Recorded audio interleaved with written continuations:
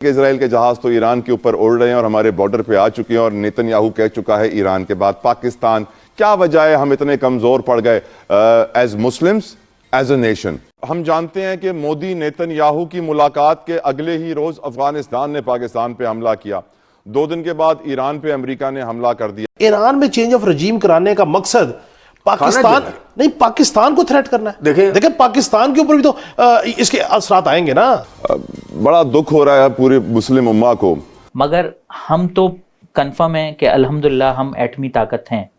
کچھ لوگ یہ بھی کہتے ہیں، سوشل میڈیا پہ بڑا یہ جملہ گردش کرتا ہے کہ ایران بہانہ ہے، پاکستان نشانہ ہے۔ اگر یہ چینج آف رجیم کروانے میں کامیاب ہو جاتے ہیں اور خدا نہ خواستہ یہ پاکستان کی طرف کوئی اٹیک یا کوئی اس طرف آنے کی کوشش کرتے ہیں، ڈونلڈ ٹرمپ جو جنگیں کروا رہا ہے پوری دنیا میں اس کو مین آف پیس کہتے ہیں، لیکن ہم جانتے ہیں کہ اسرائیل کے جہاز تو ایران کے اوپر اڑ رہے ہیں اور ہمارے بارڈر پہ آ چکے ہیں، اور نیتن یاہو کہہ چکا ہے ایران کے بعد پاکستان کی باری آ سکتی ہے۔ یہ خوف لوگوں میں موجود ہے۔ پاکستانی ریڈار سسٹم نے پاکستان ایران سرحدی علاقے کے قریب اسرائیلی لڑاکا طیاروں کا پتہ لگایا ہے۔ کبھی خدا نہ خواستہ پاکستان کے ایٹمی پروگرام کو خطرہ ہوا تو وہ اس وقت ہوگا جب وہ امریکہ انڈیا کو کہے گا کہ پاکستان کو زیرو کرو۔ سپائس بامبز کی بات کی جا رہی ہے۔ یہ سپائس بامبز جو اسرائیل کی ٹیکنالوجی ہے، جو اسرائیل نے صرف اور صرف ہندوستان کو پرووائڈ کی ہے۔ وہ کہتے ہیں American secretary of war openly insults Islam, declaring that regimes that believe in Islamic prophetic illusions cannot possess nuclear weapons۔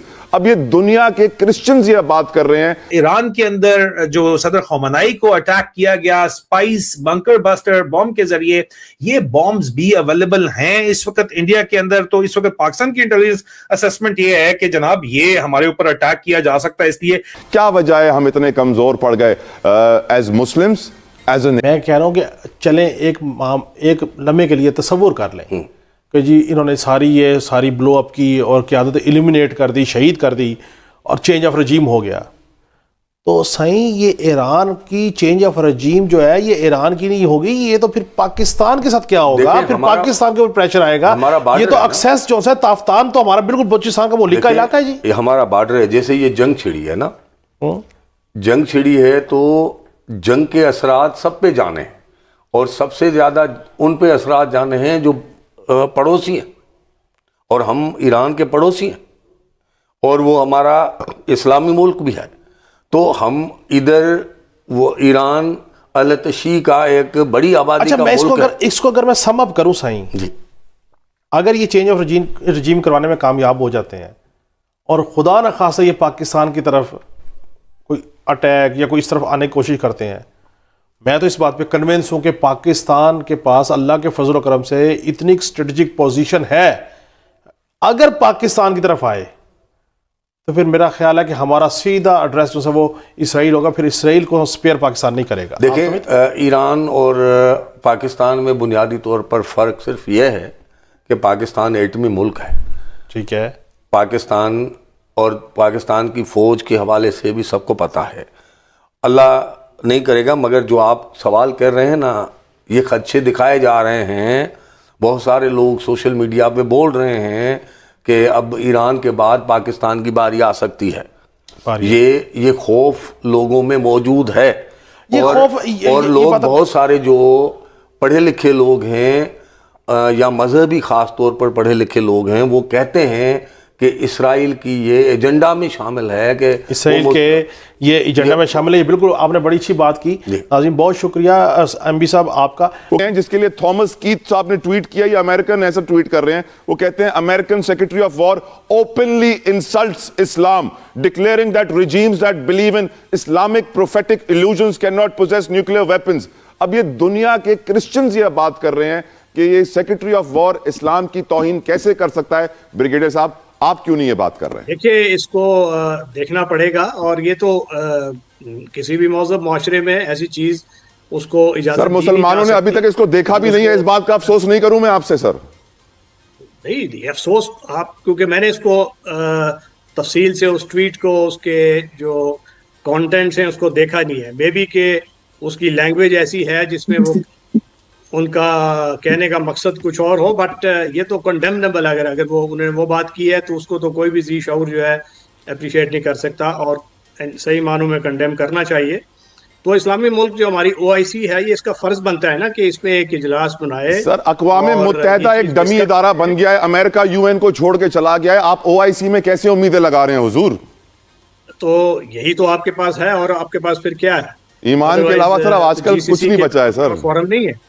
تو بس یہی ہے جرم ضعیفی کی سزا مرگ مفاجات. You have to be strong in this جو رولز بیسڈ ڈس آرڈر ہے اس دنیا میں. اس میں آپ نے مضبوط ہونا ہے, مضبوط کو ہی وہ تگڑا سمجھا جاتا ہے. اور geopolitics is all about جو ہابیسین کانفلکٹ ہے اس کے ارد گرد یہ جو آج کل کا جو جیو پالیٹکس ہے وہ ریوالو کر رہا ہے. اور پاکستان چونکہ آپ کو معلوم ہے بڑے خود خطرات میں گھرا ہوا ہے. ہمارا جو ویسٹرن بارڈر ہے وہ ہاٹ ہے اس وقت, ہم برسر پیکار ہیں. ایک اسی جنگ میں جو یہود اور ہنود کی کمبینیشن سے ہم پہ لانچ کی گئی, ہم پہ حملہ ہوا اور ہم نے اس کا جواب دیا ہے افغانستان میں. اور یہ اس گٹھ جوڑ کا حصہ تھا. آپ کو معلوم ہے کہ مودی صاحب نے وزٹ کیا اور کوآرڈینیٹ کیا سارا, اور یہ سارا ایک ویل آرکیسٹریٹڈ پلان کے تحت وہ گئے ہیں. اور ان کے اپنے ملک میں ان کے خلاف یہ آوازیں اٹھ رہی ہیں جو انہوں نے سٹانس اڈاپٹ کیا ہوا ہے فلسطین کے بارے میں, اور اس وقت افغانستان کو پراکسی استعمال کرنے کے حوالے سے. یہ بدقسمتی ہے کہ ہمارا نیبرہڈ ایسا ہے جو کہ ایک ایسی زہریلی آئیڈیالوجی کی گرفت میں ہے جو انسان کو انسان نہیں سمجھتی, اور جو مائنورٹیز ہے ان کو تو یہ بالکل یہاں پہ وہ نہیں سمجھتے کہ میں شاہدہ رحمانی صاحبہ کو گفتگو میں شامل کروں. شاہدہ رحمانی صاحبہ, جو مجھے تشویش ہے اس وقت سب سے زیادہ وہ یہ ہے میڈم کہ جب ہم پہ حملہ ہوگا تب ہم جواب دیں گے, ہمارے دین پہ حملہ ہوگا تو ہم فوراً جواب نہیں دیں گے, ہم اسیس کریں گے کہ ہمیں جواب دینا چاہیے کہ نہیں. دوستو, اسرائیل کے دوارا ایران پر حملے کچھ گھنٹوں بعد ہی بنجمن نیتن نے کہا تھا کہ اس کے بعد پاکستان سے نپٹیں گے. اس کی چرچا پاکستانی میڈیا کر رہے ہیں. اس وقت پورے پاکستانی میڈیا میں ماتم کا ماحول ہے, کیونکہ ایران کے بعد پاکستان ہی ایک ایسا دیش ہے جو اسرائیل کے نشانے میں ہے. دوستو, پاکستان ہی صرف ایک ایسا اسلامک دیش بچا ہوا ہے جس کے پاس اس وقت نیوکلیئر ویپن ہے. اسرائیل کے پرائم منسٹر بنجمن نیتن نے اپنے ایک انٹرویو میں صاف کہا تھا کہ ایران کے بعد اسرائیل پاکستان کو سبق سکھائے گا. اب جب سے ایران کی فیلڈنگ سیٹ ہوئی ہے تب سے پاکستان کے پسینے چھوٹنے شروع ہو گئے ہیں, کیونکہ انہیں اب سمجھ آ گیا ہے کہ بہت جلد ان کا بھی گیم اوور ہونے والا ہے.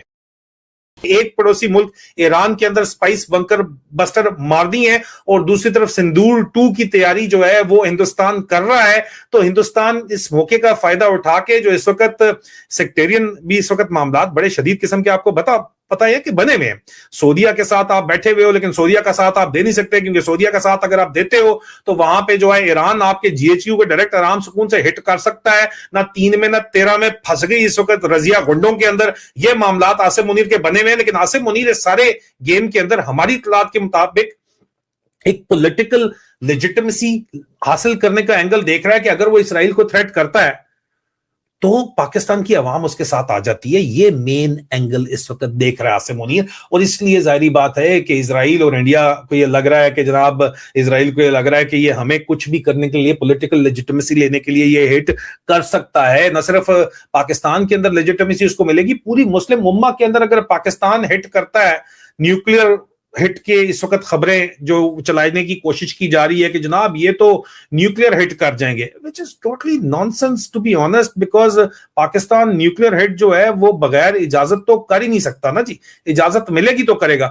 لیکن دوسری طرف آپ دیکھیں کہ یہ خبریں پاکستان ایفیلیٹڈ جو لفافی اور میڈیا ہے وہ چلا رہا ہے کہ پاکستانی ریڈار سسٹم نے پاکستان ایران سرحدی علاقے کے قریب اسرائیلی لڑاکا طیاروں کا پتہ لگایا ہے. پاکستان ہائی الرٹ ہے, اگر اسرائیل کی جانب سے فضائی حدود کی کوئی خلاف ورزی یا غلط مہم جوئی کی گئی تو اس کا نتیجہ اسرائیل کی تباہی کی صورت کے اندر نکلے گا. اب this is gaining political mileage and legitimacy not only in Pakistan but also in the Middle East.